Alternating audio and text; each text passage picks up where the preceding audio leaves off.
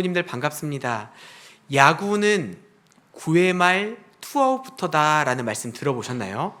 네, 이런 말을 인용해서 인생은 9회 말 투아웃부터다 라고 사용하기도 합니다. 야구는 9회 말이면 끝이 납니다. 이제 투아웃이라는 것은요, 이제 한 번만 더 아웃을 잡히면은 경기가 끝난다라는 이야기이기도 하고, 적게는 공 하나를 던져서 플라이 된 것을 잡으면 끝나기도 하고, 조금 더 많게는 투 스트라이크, 쓰리 볼 이 상황에서 마지막 공 하나를 던져서 삼진시키면 공 6개면 끝나는 경기의 마지막 순간이라는 의미를 가지고 있습니다. 그렇기 때문에 9회 말 투아웃이라는 말은 다 끝난 것 같은 상황이지만 역전의 기회가 있다, 아직 끝날 때까지 끝난 것이 아니다, 희망이 있다라는 메시지를 많은 사람들에게 전해주곤 합니다. 실제로 9회 말 투어아웃에서 역전을 하여서 많은 사람들을 놀라게 했던 명경기들이 실제로 있었습니다. 그런데 저는 오늘 이 상황을 조금 다른 시선으로 바라보려고 합니다. 경기를 지고 있는 상황에 있는 사람들에게 아직 끝나지 않았다라는 그 희망의 메시지로 이게 들어온다면, 반대로 경기를 이기고 있는 사람에게 야구는 9회 말 투아웃부터다 라는 말은 아직 경기가 끝나지 않았다, 역전이 가능하니 조심하고 주의하고 경계하라 라는 의미로 다가올 것이라고 생각됩니다. 성경에서도 이런 말씀이 있습니다. 고린도전서 10장 12절 말씀인데요, 선줄로 생각한 자는 넘어질까 조심하라. 빌립보서 3장 12절 말씀에서도 내가 이미 얻었다 함도 아니요 온전히 이루었다 함도 아니라 오직 내가 그리스도 예수께 잡힌 바 된 그것을 잡으려고 달려가노라. 바울 사도, 우리가 봤을 때 우와 대단한 사람이다 라고 생각했던 사람이 아직 내가 얻었다 함도 아니요 온전히 이루었다 함도 아니고 내가 예수 그리스도께 잡힌 바 된 그것을 잡으려고 여전히 달려간다라고 말하고 있는 것입니다. 우리는 예수님을 믿었다고, 구원받았다고, 천국을 보장받았다라고 생각하며 모든 것이 끝난 것처럼 여기고 생각할 때가 있습니다.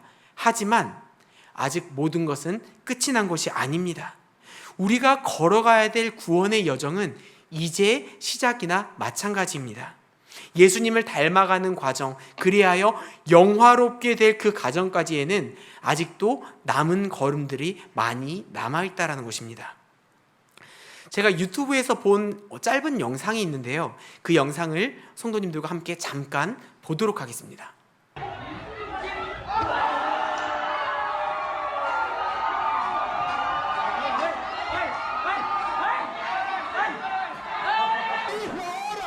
Primero hay que pasar la raya. A ver, esto es para repetición, pero para mí el colombiano. Descalificado, todo descalificado, descalificado, descalificado, descalificado. ¿Quién? ¿El colombiano? 네, 한국 사람이었어요. 네, 우리가 금방 본 것처럼 정말 이런 스토리가 너무나 많은데 그 중에서 제가 짧게만 가져왔거든요. 그런데 여유를 부리는 것처럼 보이지만, 여유를 부렸지만 그 여유를 부릴 상황이 아니라는 것입니다. 아직 결승선을 통과하기 전까지는 끝난 것이 아닙니다. 상을 받을 때까지, 하나님 앞에 서서 칭찬받을 때까지 끝난 것이 아니라는 것입니다. 오늘은 끝까지 충성, 진짜 충성이라는 그 말씀의 제목을 가지고 끝까지라는 단어와 충성이라는 단어에 초점을 맞추어서 말씀을 한번 전해보도록 하겠습니다. 성도님들, 하나님께서는 우리를 이 땅으로 보내셔서 하나님의 선하신 뜻을 이루며 살아갈 수 있도록 좋은 길로 인도하시는 분이십니다. 그런데 그 말 그대로라면 우리가 살아가고 우리가 겪고 있는 그 모든 일들이 편안하고 모든 것들이 잘 이루어지며 순탄해야 할 것 같은데, 우리 성도님들도 삶을 살다 보면 아시겠지만 하나님께서는 우리에게 순탄하지 않는 시험거리들을 자꾸 주시곤 합니다. 평평한 길이 아닌 울퉁불퉁한 길, 반듯하게 가는 길이 아니라 좌우 위아래 왔다 갔다 움직이는 정말 정신없어 보이는 길로 안내하실 때가 많습니다. 게다가 하나님은 우리를 때때로 시험하실 때 적당히 시험하시지 않고 정말 끝까지 우리를 시험하는 모습들을 발견할 수 있습니다. 그 사람의 바닥 끝까지 보게 하신다는 거죠. 우리는 하나님께 무슨 일이 생겼을 때 하나님 빨리 응답해 주세요. 이 힘들고 어려운 계곡을, 험곡을 빨리 지나갈 수 있게 도와주세요 라고 하나님께 애원하고 간곡히 말씀드리지만, 하나님은 우리가 힘든 상황을 겪었을 때 바닥을 찍기를 원하시고, 정점, 가장 힘들었던 그때, 가장 힘들고 어려워서 천부여 의지 없어서 손 들고 옵니다, 이렇게 말하고 외칠 때까지 우리를 자꾸만 몰아붙이십니다. 우리가 잘 알고 있는 성경 이야기로 한번 들어가 보도록 하겠습니다. 다니엘이라는 사람을 잘 아실 겁니다. 다니엘과 세 친구, 하나냐, 미사엘, 아사랴, 이 세 친구의 모습들을 보았을 때 이들은 왕이 금신상을 세우고 그것에 절하라는 말에 불복했습니다. 그것을 갈대아 사람들이 보고 참소했고 결국 왕 앞에 서게 되지만, 그 앞에서도 나는 절하지 않겠습니다, 우리는 절하지 않을 거예요, 하나님께서 우리를 구해주실 것입니다, 만약에 하나님이 우리를 구해주지 않는다 하더라도 우리는 왕의 신을 섬기지도 않고 왕의 신상에게 절하지도 않겠습니다 라고 당당하게 고백합니다. 그런데 저는 이런 그 성경 이야기들을 볼 때 제가 좀 믿음이 연약한 사람이어서 그런지 이 성경 인물들의 마음을 제가 만약에 그 상황에 있었으면 어땠을까라는 생각으로 한번 이입해서 생각해 보는데요. 이 상황 가운데에서 왕의 명령이 있었음에도 신앙을 지켜야 되기 때문에 절을 하지는 않았지만, 마음속으로 절을 하지 않는 가운데 마음속으로 하나님 걸리지 않게 해주세요 라는 기도나 생각이 있지는 않았을까요? 하지만 결과는 어땠습니까? 걸렸습니다. 그 다음에 왕 앞에 당당하게 말합니다. 우리는 절하지 않을 겁니다. 하나님이 구해주실 거고 구해주지 않는다 하더라도 섬기거나 절하지 않겠습니다 말하는 그 과정 가운데에서도 하나님께서 그 왕의 마음을 감동시켜서 너희들 대단하구나 하며 넘어가기를 혹시나 바라지는 않았을까요? 하지만 결과는 기존보다 7배나 더 뜨거운 풀무불 가운데 들어가게 되었습니다. 다니엘 역시 왕의 조서를 보고도 알고도 하나님께 기도했습니다. 하나님 내가 문을 열고 당당하게 기도하지만 하나님 누군가 보지 않게 해주세요 라는 마음이 조금은 있지 않았을까라는 생각을 해보았습니다. 그리고 또 왕이 자기를 너무나 신뢰하니까 어떤 일이 있어도 왕이 나는 조금 봐주고 넘어가거나 그냥 없었던 일처럼 지나가지 않을까라는 생각을 했을지도 모르겠다라는 생각을 했습니다. 하지만 결과는 어땠습니까? 굶주린 사자굴 속에 던져넣게 되었죠. 아브라함도 있습니다. 이삭을 번제로 드리라는 그 하나님의 말씀을 듣고 아들 이삭을 이른 아침부터 데리고 모리아 땅에 있는 그 산으로 가게 됩니다. 번제로 드리라는 그 말, 번제로 드린다라는 것은 각을 떠서 칼로 자르고 긁어내고 불로 태우는, 너무나 잔인하고 너무나 무서운데 짐승이 아닌 자기 자식, 너의 아들 독자 이삭, 하나밖에 없는 아들에게 그렇게 하라는 그 말씀에 순종해서 가게 됩니다. 그 모리아 땅으로 아침 일찍 아들과 함께 걸어가면서도 이런 생각을 하지 않았을까요? 그래, 아침 일찍부터 망설이지 않고 말씀에 순종해서 나온 아브라함아, 네 모습을 보았다. 이제 됐다. 내 마음을 이제 내가 알겠다 라는 하나님의 음성을 기대하는 마음은 있지 않았을까요? 하지만 목적지에 도착할 때까지 그런 음성은 조금도 들리지 않았습니다. 제단을 쌓고 나무를 버려놓고 이삭을 결박하여 그 제단 나무 위에 올릴 때까지 하나님이 무슨 신호를 주시지 않을까 고민하지 않았을까요? 하지만 하나님은 조금도 신호를 주지 않았고 칼을 들어 이삭을 죽이기 전까지 아무런 응답이 없었습니다. 우리가 생각했을 때는 시험 주실 때 이 정도면 됐지, 하나님 이 정도면 충분하지 않아요, 이제 좀 정신 차렸으니까 이 정도로 그만해 주세요 라고 생각할 수 있겠지만, 하나님은 우리의 생각을 넘어 우리를 끝까지 몰아가십니다. 바닥을 찍게 하셔요.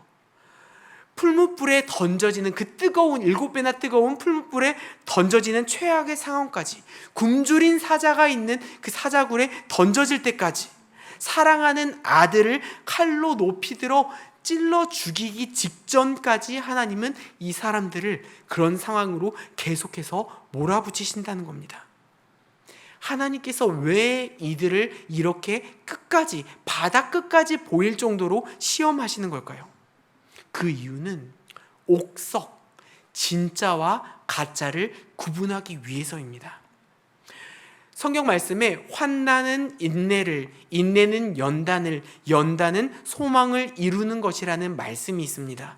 환난을 통해서 원석을 진짜 보석이 될 수 있도록, 그리고 진흙 속에 묻혀진 그 진주를 꺼내기 위함입니다. 이 사람이 진짜로 끝까지 나를 충성하는지, 끝까지 나를 믿고 자기를 배신하고 떠나지 않고 나만을 믿고 신뢰하고 있는지 하나님은 그것을 발견하기 위함이라는 것입니다. 사랑하는 성도님들, 우리는 우리를 사랑해 주시는 그 주님을 향해서 끝까지 충성해야 됩니다. 앞에서 정말 잘하는 것처럼 마음에 어디든 시원하지 않은 데 없을 정도로 정말 잘 긁어주고 입안의 혀처럼 내 마음의 모든 것들을 잘 아는 것처럼 앞에서 아무리 잘한다 하더라도 위기의 순간에 배신하는 것은 충성이 아닙니다. 행동으로 보여주는 것 없이 말로만 열심히 하는 것도 역시 충성이 아닙니다. 충성이라는 것은 말이 아닌 실제로 행동으로 보여주는 것에 달려 있습니다. 마태복음 21장 28절에서 30절에는 두 아들의 이야기가 나옵니다. 아버지가 그 두 아들에게 이야기를 해요. 첫째 아들과 둘째 아들에게 오늘 포도원에 가서 일해라 라고 말을 하실 때 첫째 아들은 네, 알겠습니다 대답합니다. 그런데 대답은 너무나 잘했는데 그 아들은 가지 않았어요. 둘째 아들은 싫어요 하다가 결국 뉘우치고 아버지의 말씀에 순종해서 가게 되었습니다. 아버지의 뜻대로 행한 사람, 충성한 사람이 누구이죠? 둘째 아들입니다. 또한 충성은 앞에 있을 때 그 있는 순간에만 잘하는 것이 아닙니다. 앞에 없을 때에도, 보이지 않을 때도 끝까지 잘하는 게 충성이라는 것인데요. 누가복음 20장 9절에서 15절의 말씀을 보면 포도원의 주인과 악한 농부의 이야기가 나오고 있습니다. 제가 이 성경 말씀 한번 읽어보도록 할 텐데요. 누가복음 20장 9절부터 15절의 말씀 제가 한번 천천히 읽어보도록 하겠습니다. 그가 또 이 비유로 백성에게 말씀하시기 시작하시니라. 한 사람이 포도원을 만들어 농부들에게 새로 주고 타국에 가서 오래 있다가 때가 이름에 포도원 소출 얼마를 바치게 하려고 한 종을 농부들에게 보내니 농부들이 종을 몹시 때리고 거저 보내었거늘 다시 다른 종을 보내니 그도 몹시 때리고 능욕하여 거저 보내었거늘 다시 세 번째 종을 보내니 이 종도 상하게 하고 내쫓은지라. 포도원 주인이 이르되 어찌할까 내 사랑하는 아들을 보내리니 그들이 혹 그는 존대하리라 하였더니 농부들이 그를 보고 서로 의논하여 이르되 이는 상속자니 죽이고 그 유산을 우리의 것으로 만들자 하고 포도원 밖에 내쫓아 죽였는지라. 그런즉 포도원 주인이 이 사람들을 어떻게 하겠느냐. 이 스토리를 한번 잘 생각해 보면요, 많이 들어봤을 내용이지만 한번 먼저 생각해 봐야 될 게 있어요.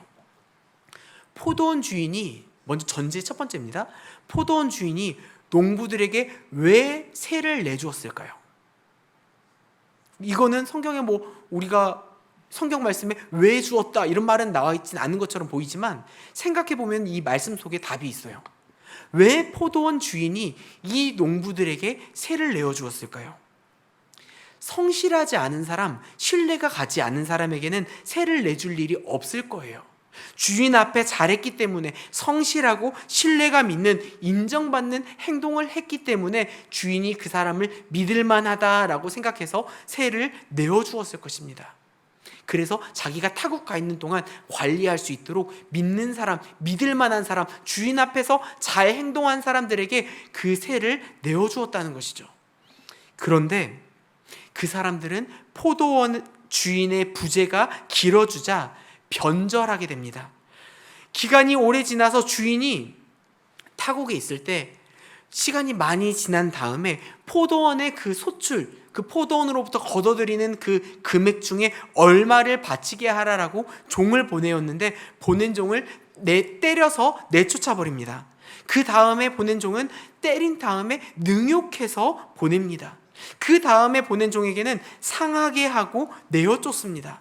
마지막으로 보낸 주인의 사랑하는 자이자 사랑하는 상속받을 그 아들에게는 그를 내쫓아 죽여버렸습니다. 점점 갈수록 심해지는, 갈수록 악해지는 그들의 악함이 드러나고 있습니다. 이것은 그 사람들이 자신이 주인이라고 생각했기 때문이에요. 이 금방 전에 읽었던 말씀 보면은 반복해서 나오는 단어가 있어요. 거저라는 말이 나옵니다.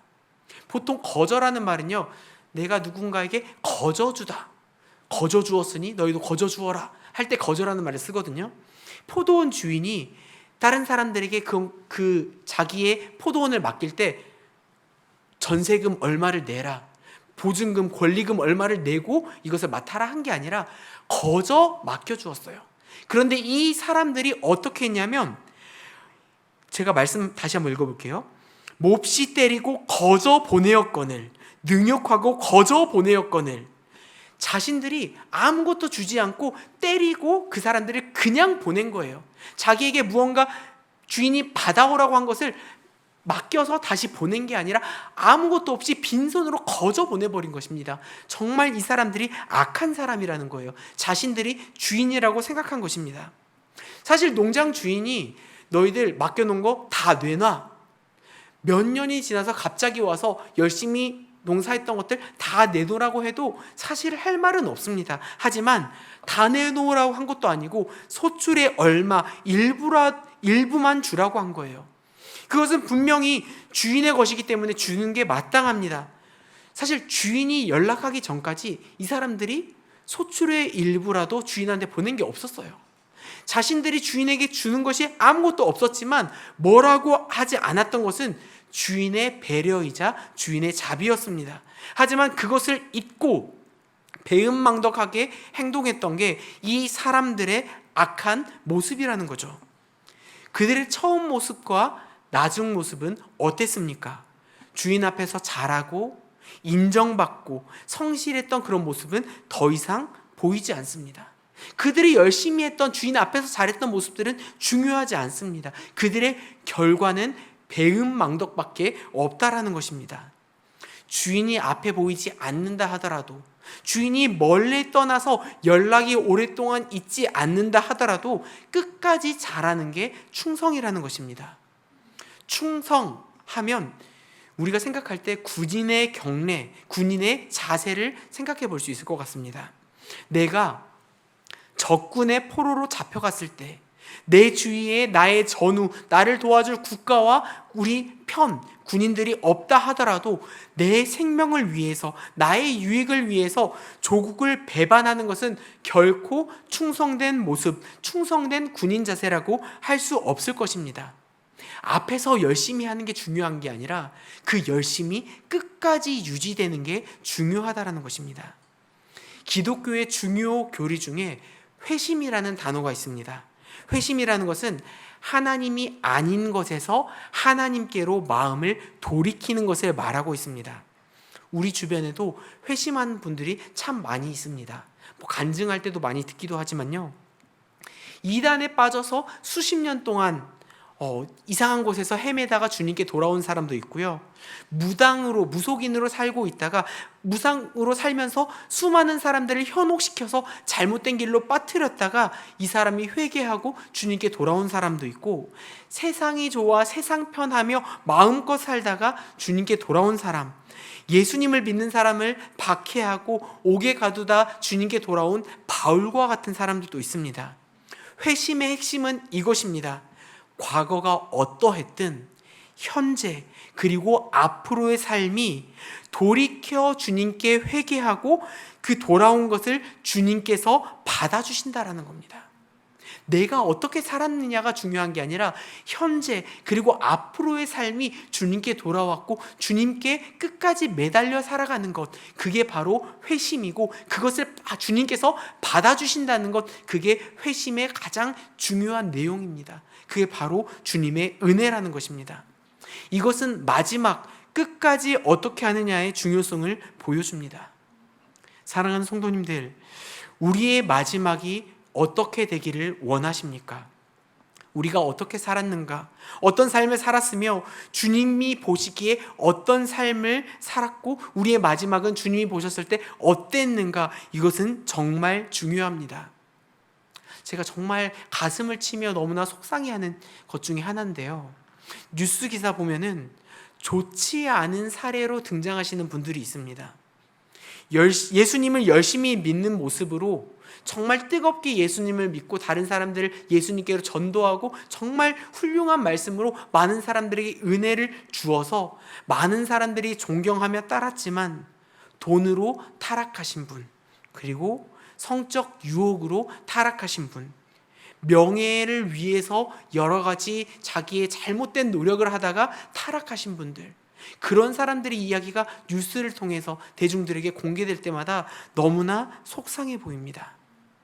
그 사람들의 그 이후의 삶에 대해서는 저는 모릅니다. 그저 하나님과 그 사람과의 개인적인 관계이기 때문에 알고 싶지도 않습니다. 깊이 관계할 그런 일도 아니라고 생각합니다.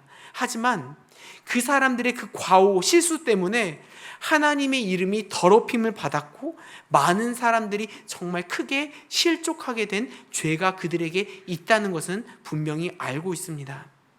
우리의 마지막을 생각하며 지금 우리의 모습을 한번 돌이켜 보았으면 좋겠습니다.